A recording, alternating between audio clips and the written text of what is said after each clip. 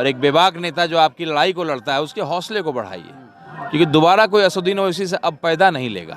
दोबारा AIMIM जैसी party खड़ी नहीं होगी। अगर हम यहाँ से नहीं जीते तो हो सकता है अगली बार ये पार्टी यहाँ से चुनाव ना लड़े, क्योंकि हम सीमांचल के बाहर हम लोग कम लड़ते हैं। ये मैं अपने ताकत पे सीट को लाया, लोगों को लाया, पार्टी को लेकर के आया। बहुत मेहनत आप और टेस्ट मैच हम लोगों ने खेला। पहला इनिंग था जो आपने मेरे लोकसभा का देखा, वो पतंग के निशान को घर घर पहुंचाना, AIMIM का नाम याद दिलाना। आज हिंदू भाइयों को भी इसका फुल फॉर्म मालूम है, ऑल इंडिया मजलिस इत्तेहादुल मुस्लिमीन। अब ये मेरे हिंदू भाई भी जानते हैं। तो ये हम लोगों ने पहले इनिंग में किया टेस्ट मैच के। अब दूसरा इनिंग है विधानसभा है, इसमें हम लोग जीत करके कामयाबी हासिल करेंगे। अच्छा, आप सियासी घराने से, राजनीतिक घराने से, आप MIM को समझ गए। आपको लगता है कि भाई इन राजनीति करना है नए लोगों के साथ, ईमानदार लोगों के साथ इसमें, लेकिन कुछ लोग जो है मुसलमान आज भी उनके ऊपर टारगेट करते हैं, दूसरे लोग नहीं करते। MIM वाले ही कहते हैं कि भाई अपने ही लोग हम लोग को टारगेट करते हैं। उनको क्या कुछ कहना है? देखिए, हिस्सेदारी अपने घर में ली जाती है ना।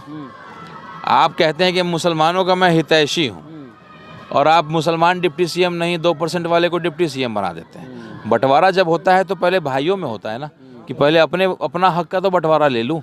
तो ये जो आप मुसलमान के हितैषी बन रहे हैं, मुसलमान के नेता बन रहे हैं, तो कहीं ना कहीं पहला अधिकार हमको खुद लेना है, अपना हक हम लोग को लेना होगा। उसके बाद हम लोग बाहरी दुश्मनों से लड़ेंगे। तो ये एक लड़ाई है और बड़ी लड़ाई है, बहुत लंबी लड़ाई है, और इसकी शुरुआत ढाका की सरजमी पे होने जा रहा है। 28 तारीख को आप लोग आइए। तैयार हैं आप? बिल्कुल, हम लोग तो लंबे समय से तैयार हैं। और तो है, लेकिन मतलब चुनाव एकदम पूरा देश का नज़र है ढाका विधानसभा पे।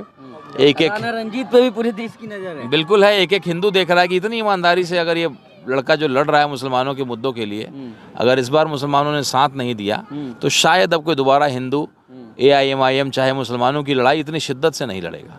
और एक मुसलमान देख रहा है कि भाई कब तक ये ईमानदार रहता है। राजपूत अपने आप को कहता है प्राण जाए पर वचन न जाए। टेस्ट आपका भी है तो बिल्कुल हम लोग हर तराजू पे जो है हमको आप परख के देखिए।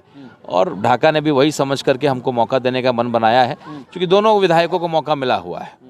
आज आप कह दीजिएगा बड़ी बड़ी बातें, RJD के जो उम्मीदवार हैं, आप तो विधायक थे ना, आपने क्या किया वो छिपा हुआ है। और पवन जायसवाल जी जो है वो क्या कर रहे हैं, कहाँ कहाँ कितना कमीशन ले रहे हैं, कितना टाइट कमीशन है, छिपा हुआ है क्या। फुलवरिया में नल जल की स्थिति क्या है, छिपा हुआ है क्या।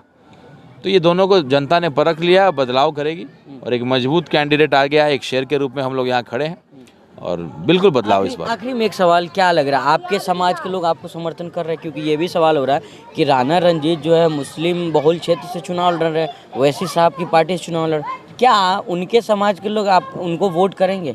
मेरे समाज के लोग क्या बेवकूफ़ हैं क्या? जब हर समाज अपने समाज की लड़ाई लड़ रहा है, हर समाज अपने जात वाले को देख रहा है, तो मेरा समाज क्या आपको लगता है? मेरा समाज सबसे ऊपर है इस चीज़ में।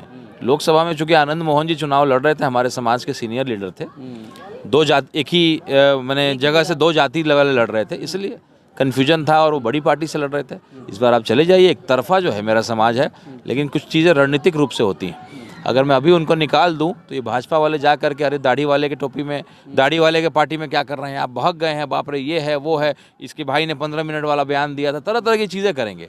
छठ खत्म होने दीजिए, ऐसा बादल फटेगा कि जो है लोगों के पैरों तले ज़मीन खिसक जाएगा।